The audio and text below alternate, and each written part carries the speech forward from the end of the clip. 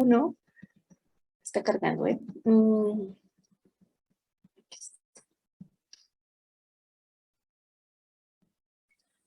Voy a presentarla.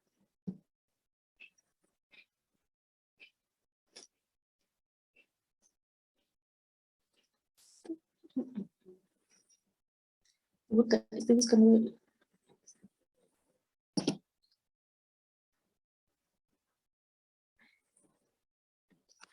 Una pregunta rápida. ¿El examen de este va a ser al final? Del tema, sí, o al final de la clase. No, yo había pensado que termináramos de hablar de mitosis y meiosis, hacemos el examen y ya cambiamos al tema que sigue, que es síntesis de DNA, replicación. Sí, gracias. ¿Qué les estaba comentando? Sí, mira, el entrecruzamiento empieza en el paquiteno y ya terminaría en el diploteno, si es que te refieres a esas fases, o en qué momento de las subfases de la profase 1. Uh-huh. Eso. Recuerden que, bueno, aquí ya lo había comentado, siempre muestran dos colores cuando hablan de meiosis, con la intención de que quede claro que hay dos, que los que se acercan son los cromosomas homólogos, ¿no? O sea, el par materno, bueno, el cromosoma materno con el cromosoma paterno, para que se lleve a cabo este proceso de recombinación, que es ese intercambio de material entre pues entre estos dos cromosomas, ¿ok? Entonces inicia en paquiteno y termina, digamos, en diploteno, pero aquí van a permanecer unidos. O sea, aquí en la diacinesis, como puedes ver, todavía están unidos, ¿no? Aquí están los quiasmas o quiasmatas y ya vemos que es plural, ¿no? ¿Sí? ¿Quedó resuelta la pregunta? Sí, ya solo tenía esa duda, gracias. Ok, ¿alguien más tiene alguna otra pregunta o ya continuamos?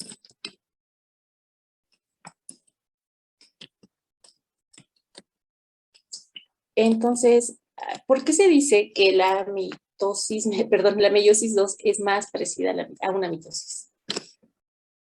¿Quién me lo dice? A ver, Porque ya solo se tiene como el par y al momento de dividirse ya queda uno. ¿El par de qué?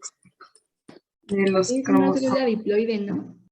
A ver, Sofía. Por eso. Bueno, yo encontré que la meiosis 2 es como ese mecanismo más equivalente al de la mitosis porque se van a separar las dos cromátidas y se reduce la cantidad de DNA, o sea, de dos cromátidas, pasamos a una cromátida, pero sin cambiar el carácter haploide. Exacto. Y cada Continúa. célula hija va a reducir copias idénticas de DNA, por eso se parece a la mitosis, y a la meiosis 1 pues es diferente. Totalmente, ¿verdad? Porque aquí para resumir, porque en la meiosis 1 recuerden que se separan los homólogos, o sea, porque de inicio tenemos 46, ¿no? Cromosomas que ya duplicaron ese material. Entonces tendríamos, ¿cuántas cromátidas? ¿Dos? No, todas, contando todos los cromosomas que tenemos. Sería 1N12. ¿1N12? Ah, No, o sea, estamos hablando, no quiero confundir. A ver, regresar un poco nada más para allá. Y continuamos. Aquí, recuerden que en inicio tenemos nuestros 23 pares de cromosomas, ¿no? Y decimos pares, pues porque de cada uno hay una copia, ¿no? Pero también recuerden que o sea, este cromosoma que estoy señalando aquí ya se duplicó en la fase S, ¿no? Ya se duplicó, ¿sí? En total, ¿cuántos cromosomas tenemos en esa célula antes de que entre a meiosis?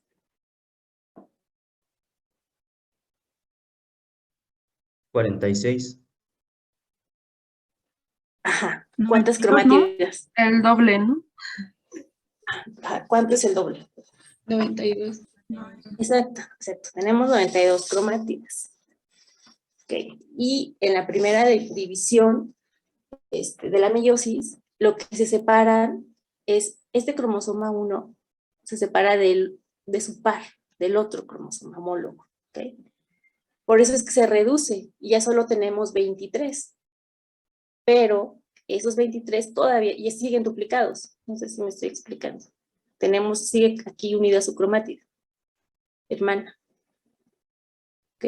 Pero ya se separó el 1 de mamá del 1 de papá, el 2 materno del 2 paterno, el 3 materno del 3 paterno, en la primera división meiótica. Mejía. Sí, por ejemplo, a mí algo que me facilitó entender eso es que se cuentan los cromosomas dependiendo del centrómero. Entonces, por ejemplo, hay una cromátida y tiene un centrómero. Entonces van a ser, bueno, que sean 46N, ¿no? Un ejemplo. Y bueno, en la interfase, que son 46N, por ejemplo, se va a duplicar el ADN y van a ser 2 cromátidas, pero esas 2 cromátidas están unidas por un centrómero. Entonces lo que se sigue contando es el centrómero. Entonces van a ser 46N, pero ya son 92 cromátidas. Entonces, pues es algo que, por ejemplo, en la meiosis 1, ya que quedan 23N, pues obviamente en la meiosis 2 decíamos que van a seguir siendo 23N, pero pues ya con con cromátidas menos, porque lo que se cuenta son los centrómeros. No sé si. Sí, sí entiendo esa parte. Como mencionas, quedan unidas aquí nuestras cromátidas hermanas, bueno, aquí no aparece, pero están unidas por el centrómero, ¿no? Y lo que quiero que se queden de forma importante es eso, que en la primera división se separan los cromosomas homólogos, que como les decía, ya lo vemos, pues son estos pares, ¿no? De cromosoma materno y paterno, es lo que se separa. Pero recuerden, como también su compañera lo acaba de mencionar, ya se replicó ese DNA, porque se replica en la fase S. Acuérdense que eso pues precede a la fase de división.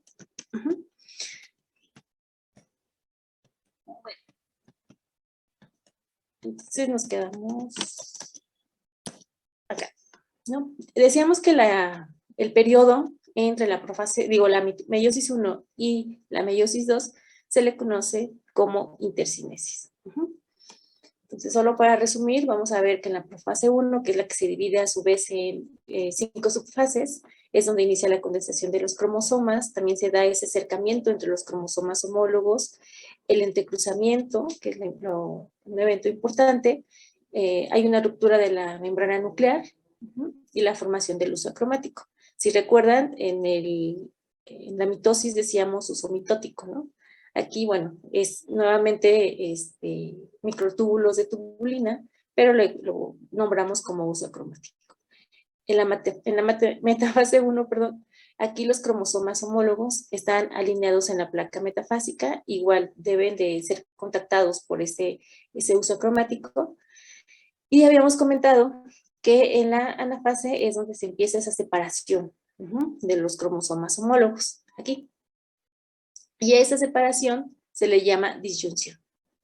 Y se empiezan a mover a polos opuestos. Entonces, ya de eso, ya tenemos ahí entonces en cada célula un número haploide de cromosomas, porque solo tenemos un 1 o un 2 o un 3 de cualquiera de los orígenes, paterno o materno, aunque estén duplicados. Luego, bueno, la telofase, donde ya llegan a los polos opuestos, y nuevamente la división de esa célula, la formación pues, ya del citoplasma y nuevamente la formación del núcleo, y tenemos aquí 2 células. Entonces, en la meiosis 2, la vamos a dividir nuevamente en profase, metafase, anafase, telofase, y nuevamente la citocinesis, pero como pueden ver, le agregamos el 2, ¿no? El 2 romano, para hacer esa diferencia con la primera. Aquí, entonces, como pueden ver en esta imagen, por ejemplo, en esta metafase, tenemos a las cromátidas hermanas unidas por el centrómero, y también si lo ven en los colorcitos, pues aquí indica que hubo recombinación, ¿verdad? Porque ya tienen un color azul en este cromosoma rojo y viceversa. Aquí ya hubo un intercambio de ese material genético.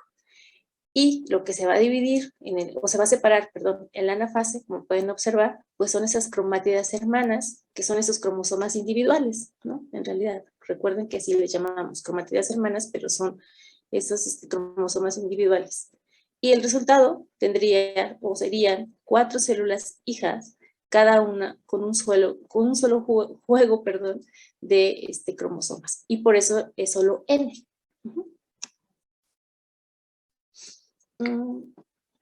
Entonces, es muy parecido a lo que veíamos en la meiosis. Ahora vamos a verlo aquí.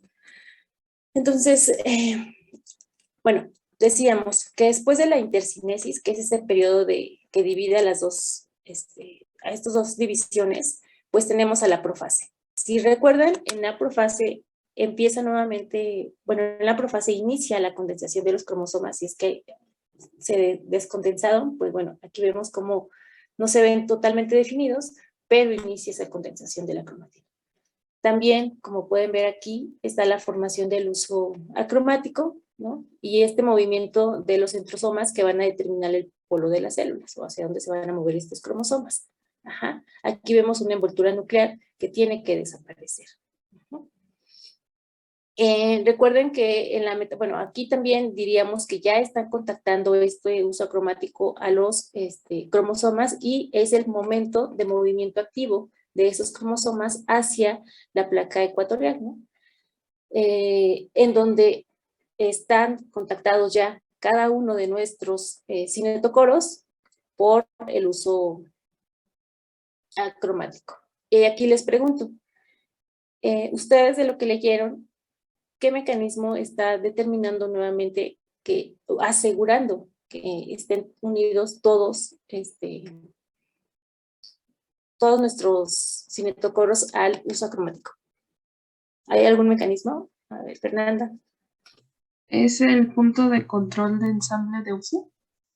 Ajá, exacto. Es el punto de control del ensamble del uso. Nuevamente, aquí se va a presentar. Si recuerdan, en la meiosis 1 también estaba presente, ¿no? Había que asegurar que todos los cromosomas homólogos fueran contactados por el uso acromático y de la misma forma, antes de pasar a la anafase, que aquí es donde está la separación de estos cromosomas, se tiene que asegurar que cada uno de las cromátides esté unido al uso.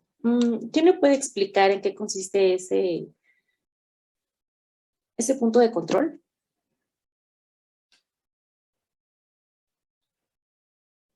A ver, Donado Concepción. Donado, perdón. Sí, no se preocupe. Bueno, bueno, cuando el cinetocoro ya terminó como de, bueno, si ya alineó todos los, bueno, se anclaron todos los microtúbulos al cinetocoro, entonces empieza como este mecanismo en donde, bueno, no me sé muy bien el nombre de los, ¿cómo se llaman? Pero bueno, que la MSC, pues se libera. Entonces, pues también libera SDC20. Entonces, esta activa a APCC. Entonces, esta como que marca la degradación a la ciclina B. Entonces, esta pues es por las ubiquinonas. Y también marca degradación a securina. Entonces, esta pues está unida a la separasa, entonces la separasa se libera y entonces la securina pues igual pues se degrada y pues es lo que hace esta marca, bueno, cuando marca la degradación la PCC es pues corta las coenzinas que había con la securina y la separasa. Entonces pues ya puede iniciar la siguiente fase, la anafase y ya después, bueno, y ya si no estaban alineados los microtúbulos, pues entonces pues inhibe a la MSC. Okay. MSC es el que está activo inhibiendo, ¿verdad? Muy bien, entonces aquí lo vamos a ver, aquí está nuevamente. Entonces recuerden, esto que está hacia la izquierda, muchas gracias, Donado, es lo que sucede en la primera meiosis, ¿no? Aquí vemos metafase 1 y anafase 1. Aquí lo que se separan, se cortan estas coenzinas que están a lo largo de estos cromosomas, pero recuerden que quedan unidos por el centrómero de las cromátidas hermanas, ¿no? Que es lo que vemos aquí. Pero ya en la metafase En la metafase 2 deben separarse estas cromatidas hermanas. Y decíamos que aquí se queda una proteína unida, ¿no? También puede ser un complejo proteico, pero bueno, se queda una proteína unida, que dentro de esas está con un nombre curioso, que es subushina. Y nuevamente, como su compañera bien lo menciona, necesitamos este control del uso para asegurar que cada uno de nuestros cinetocoros esté unido a los microtúbulos, ¿no? Y aquí, como pueden ver, ya cada una de las cromatidas hermanas está orientada con este triangulito a polos opuestos. Nuevamente, una vez que el cinetocoro manda la señal de que ya están todos unidos, entonces se activa el complejo promotor de la anafase, o APCC. Se activa y lo que hace es, como ya habíamos mencionado en la clase pasada y que bien lo mencionó su compañera, es marcar a degradación a securina, que es esta parte.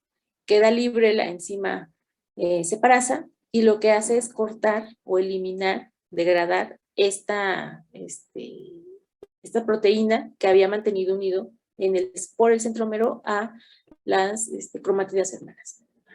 Y nuevamente esa señal va a dar paso a la anafase 2 y a la separación de las cromatidas hermanas. Entonces, este sistema está activo tanto en la meiosis 1 como en la meiosis 2. Muy bien. Andrea. No, perdón. Gabriela. Andrade. Gabriela. Disculpe, tengo una duda. Entonces,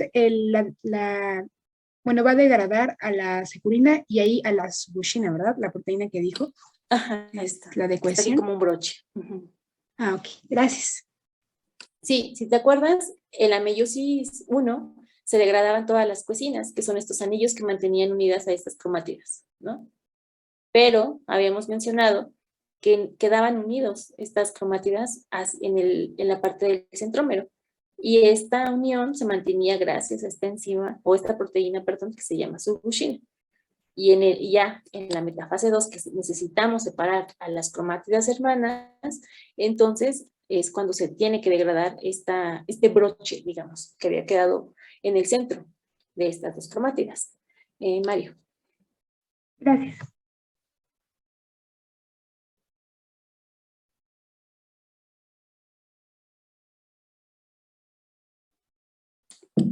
En la metafase, mira, en la metafase se degrada la proteína que mantiene unida las cromatidas. Y eso marca el inicio de la siguiente fase, que es la anafase y la separación de las cromátidas. Se separan en la anafase.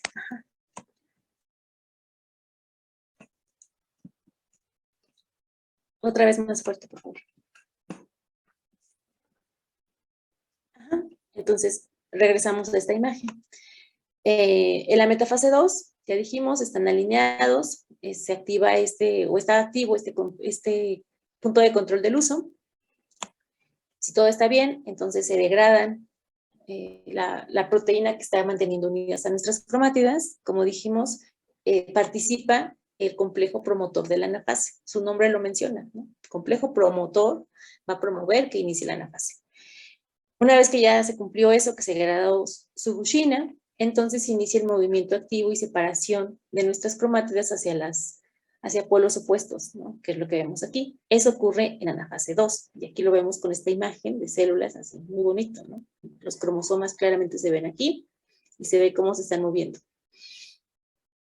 hacia los polos opuestos. Muy bien. En la telofase, como lo vemos aquí, nuevamente se vuelve o aparece ya la síntesis, o se sintetiza, mejor dicho, la membrana nuclear, ¿no? Aquí lo vemos.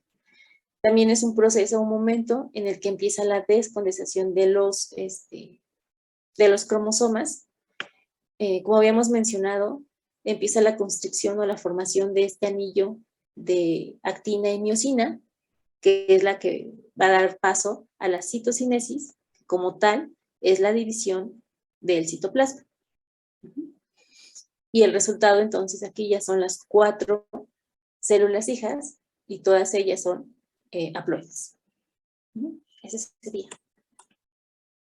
¿Hasta aquí tienen alguna pregunta?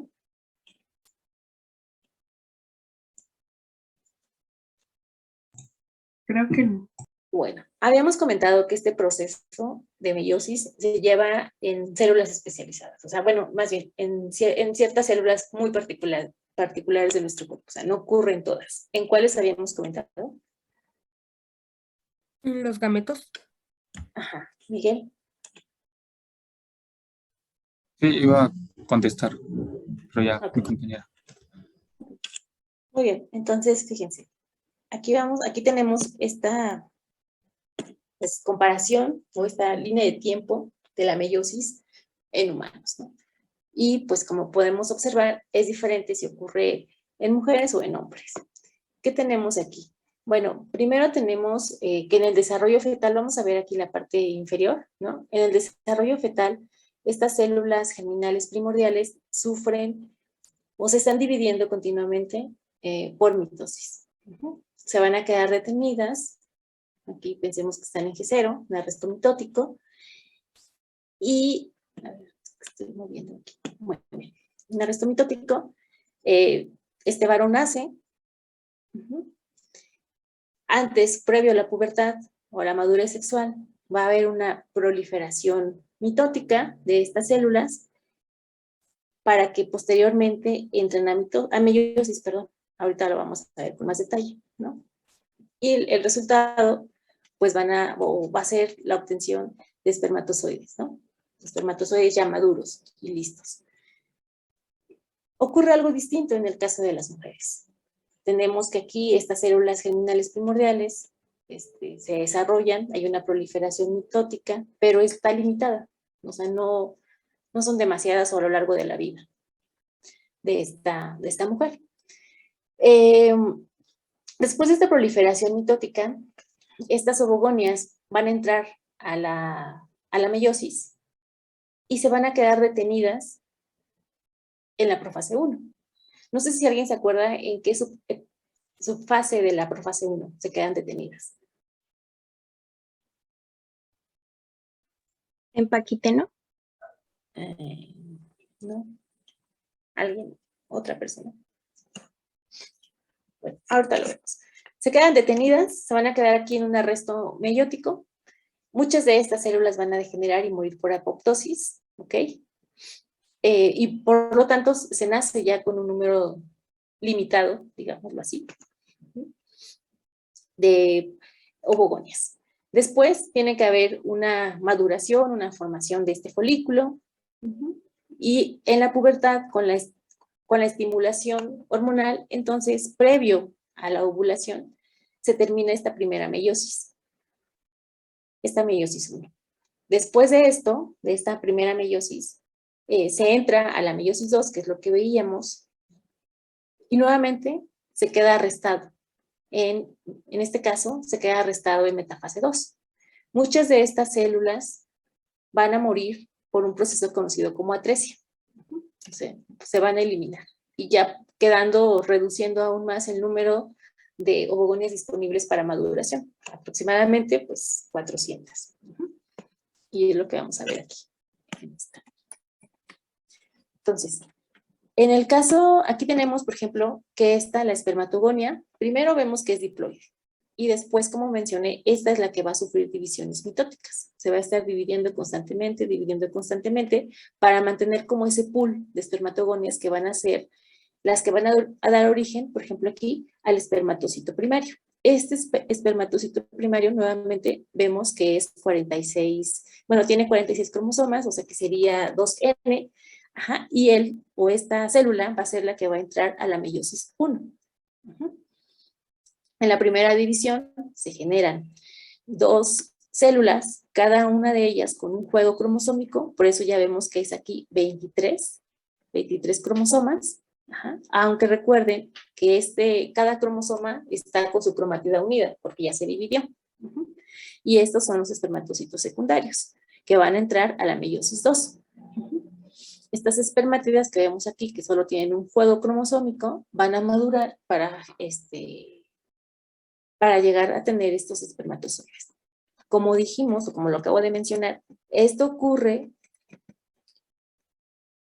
en la pubertad. Antes de eso, hay un arresto mitótico. Doctora, dijo que la resta meyótico quedaba en metafase, ¿verdad? ¿En Ahorita ambos? vamos para allá, sí. No. Mira, en el caso de los varones, se quedan aquí arrestadas, digamos, las espermatogonias, ¿ok?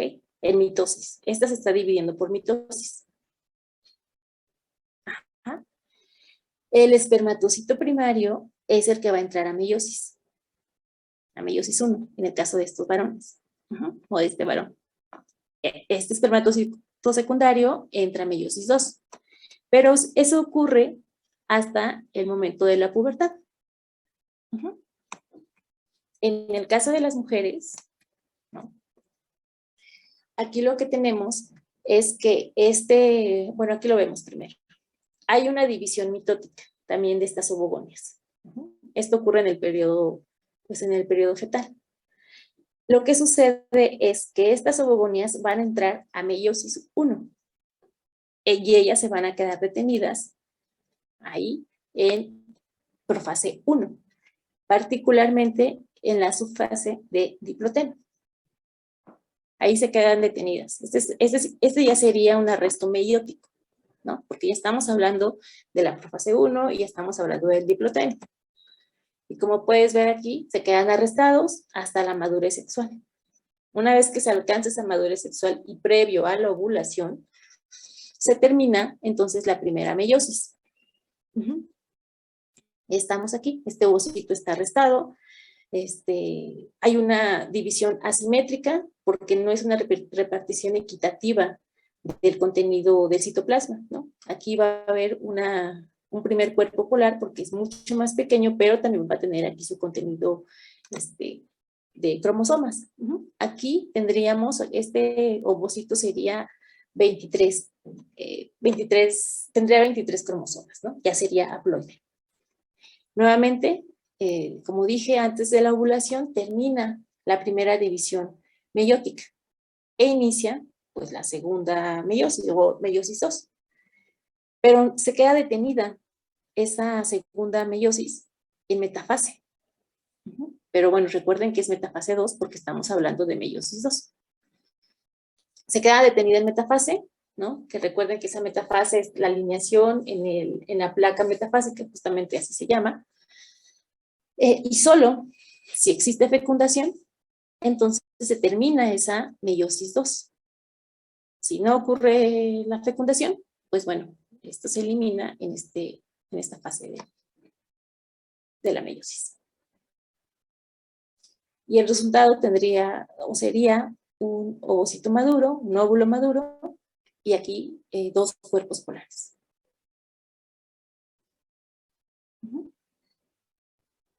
Sí, Algo gracias.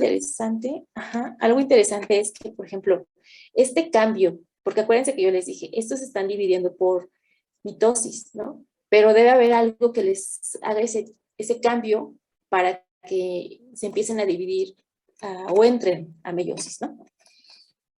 En ese caso, lo que se ha sugerido, y quizá lo leyeron, es, bueno, primero que hay un ambiente que está ahí celular, ¿no?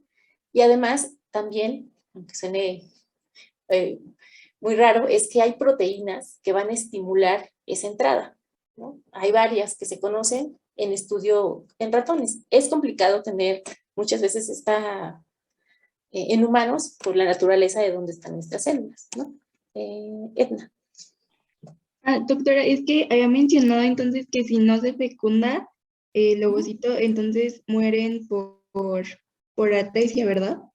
No, mira, no. Aquí esto de la muerte por atresia, esto ocurre, o sea, de todos estos con los que nacemos, ¿no? Aún en la pubertad va a existir un número que va a morir por atresia, o así se le conoce, ¿no? Atresia.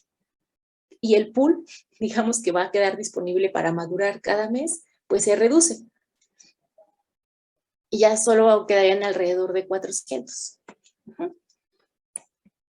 Yo lo que mencionaba es que una vez que cualquiera de estos que quedó viable se liberó en el proceso de ovulación,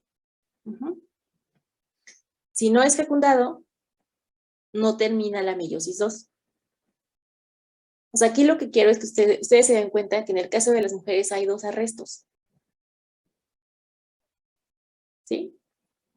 Uno ocurre en meiosis 1, en la profase 1, y el otro ocurre en meiosis 2, en la metafase 2. Después de, como les dije antes de que exista la ovulación o excede la ovulación, se termina la primera meiosis. Después de eso, inicia la meiosis 2, pues ya lo vimos, ¿no? Está la intercinesis, inicia la meiosis 2, pero se queda arrestado en metafase 2. Cuando hay fecundación, entonces termina esa división o esa meiosis 2, perdón. Aquí, vean, se dividió, tenemos un segundo cuerpo polar, aquí hay un solo juego cromosómico, pues solo vemos como una línea, ¿no? Si no ocurre fecundación, pues no terminamos esta meiosis 2. Si no ocurre la fecundación. Doctora, ¿y qué le pasaría al óvulo, por ejemplo? ¿Mande? ¿Qué le pasaría al óvulo si no termina la meiosis 2? Pues se pierde, ¿no? Como en cada menstruación que no hay fecundación. Sí, Ah, se ok, va a perder. gracias. Sí. Ana. Sí, yo tengo la duda con el cuerpo polar. Entonces, ¿no tiene como la misma información genética que el ovocito secundario? Sí, recuerda, sí, mira, aquí lo vemos. O sea, se dividen y los cromosomas pues tienen que irse a ese cuerpo polar, ¿no? Aquí se fue un juego cromosómico y digamos que en la segunda, como puedes ver, ya aquí ya no vemos una X, ¿no? En este segundo cuerpo polar ya se repartió también la información, esas cromátidas hermanas. Ocurre lo mismo. Lo que no ocurre es una división del citoplasma de forma equitativa. Es una división Ok. asimétrica. Ajá. Solo una de estas 2 células se va a quedar con el mayor contenido de citoplasma. Y los otros son más pequeños, pero la separación de los cromosomas, tanto homólogos como de las cromátidas, ocurre. A ver, tenemos 2 Ok, personas. gracias. A ti. Fernanda. No sé ¿Ese quién más cuerpo sale. polar se puede fecundar? No, no se puede fecundar. Incluso ve aquí, se sugiere que no hay una división, por ejemplo, del primero, ¿no? Solo aquí tenemos el segundo. Pero pues no, en realidad el que está listo para ser fecundado, pues es el ovocito que ya está maduro, ¿no?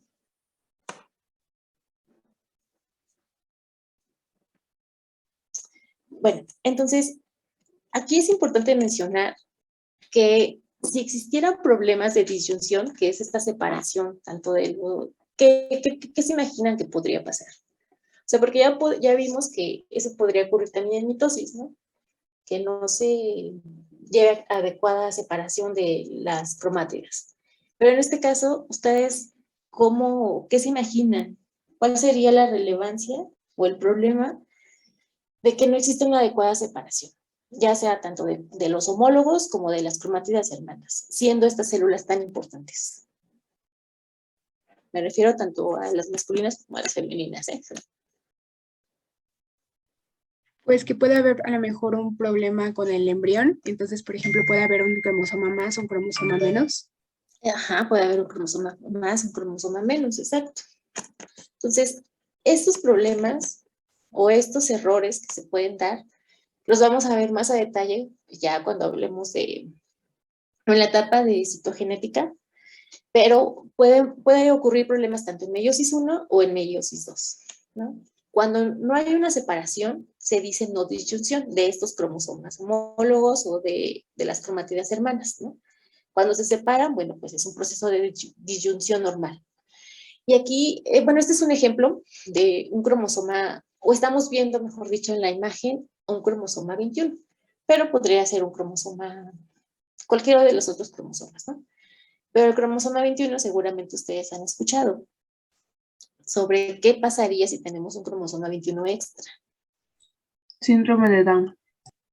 Entonces, esto, como mencioné, bueno, son problemas en el momento de la separación de homólogos o de cromátidas. Entonces, del lado izquierdo tenemos lo que ocurría normalmente, ¿no? Ya dijimos, en la primera meiosis se separan los homólogos, se separa el materno del paterno, pero quedan unidas aquí nuestras cromátidas, ¿no? En la segunda meiosis se separan las cromátidas, como ya lo vimos. Y entonces cada una de estas células pues tendría un juego cromosómico, todas están normales, ¿no? Y cuando se encuentra si esto es un espermatozoide, cuando se encuentra con el óvulo, bueno, complementan y volvemos a tener 46, dos juegos o dos pares de cromosomas cada uno y 46 totales, ¿no?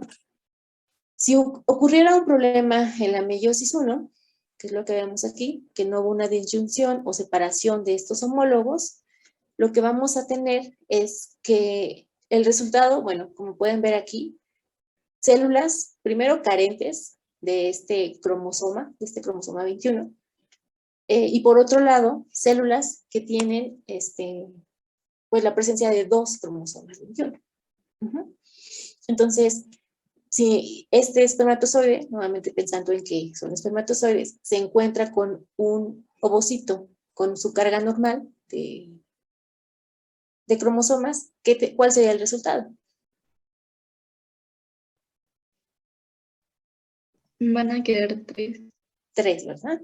Exacto. Pero aquí, si se encuentra con un ovocito con su carga normal de cromosomas, ¿qué sucedería? Va a haber uno nada más. Solo tenemos uno, exacto. Ya vamos a ver cuál es la pertinencia en estos casos, ¿no? Y lo mismo, y bueno, y aquí puede ocurrir también que la no disyunción ocurra en la meiosis 2 y que no se separen las cromátidas hermanas. Aquí en este caso, de las posibles 4 células, una sería carente de este cromosoma 21, tendríamos un espermatozoide, pensando nuevamente que estos son espermatozoides, con 2 cromosomas 21 y 2 células o 2 que son normales, ¿no? Entonces, esa es parte de la importancia de que se lleve de forma adecuada la separación tanto de homólogos como de cromátidas hermanas, ¿no? Recuerden, en ese proceso pues también participa este punto de control del ensamble de los. Okay. Y, bueno, esto nada más es para ya resumir y terminar y para ir al examen. Entonces, solo para recordar que en ambos casos estas divisiones son parte pues, de un ciclo celular donde va a haber una fase G1, una fase S, una fase G2, pero en el caso de la meiosis, después de una síntesis de DNA, de una sola síntesis de DNA, van a venir 2 rondas de división, meiosis 1 y meiosis 2. Esa es una de las grandes diferencias con la mitosis, porque después de la síntesis, después de la división, en este caso mitótica, pues vuelve a entrar el ciclo estas células, ¿no? Aquí algo importante en meiosis es que recuerden en la profase 1 es donde se lleva a cabo este proceso de recombinación entre cromosomas homólogos. Es importante que ocurra este entrecruzamiento para dar esta variabilidad genética. Y eso no ocurre aquí en la mitosis. Los cromosomas homólogos en ningún momento están cerca. ¿Qué más podemos mencionar de diferencias? En la meiosis, pues ya hemos comentado, se separan estos, en la primera división, los homólogos, y aquí, pues lo que se van a unir, o los que se van a separar, perdón, pues son las cromátidas, en realidad las cromátidas hermanas.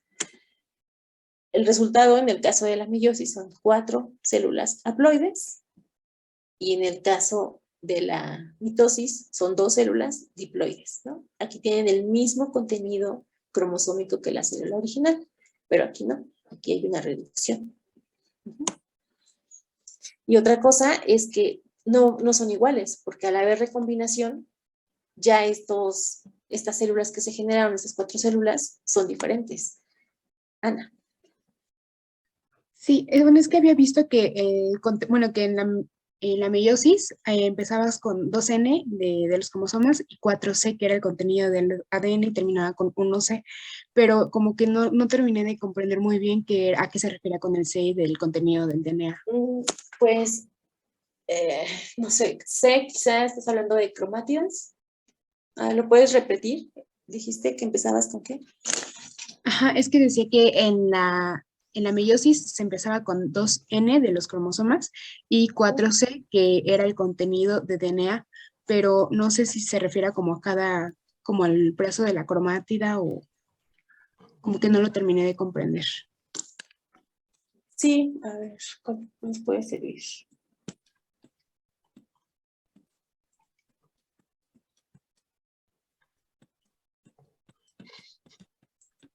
Quizá esta, mira, ¿no? 2N ya dijimos porque tenemos nuestros dos juegos.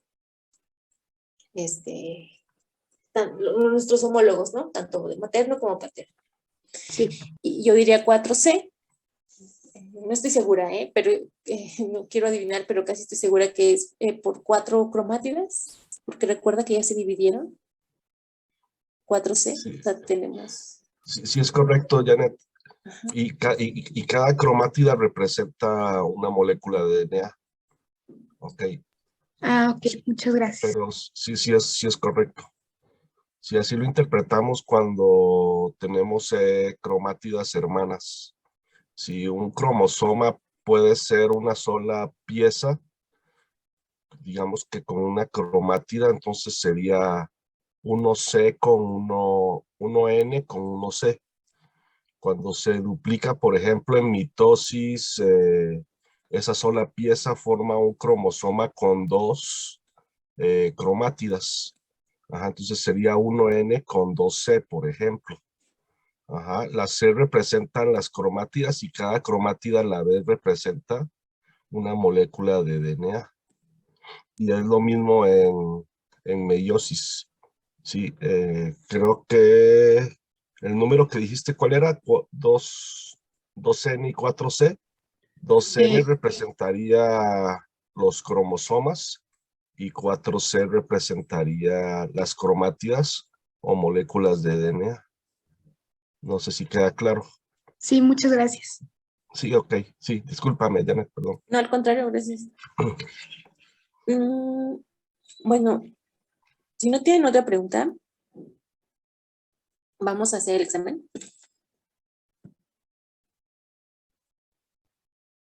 ¿Qué opinan? Jóvenes. Sí, está bien. ¿Sí, está bien? Va, entonces déjenme solo adecuar el tiempo porque estaba programado para 7:30, pero ya son 7:45. Entonces, 7:45. He visto que no les ha ido mal. En general creo que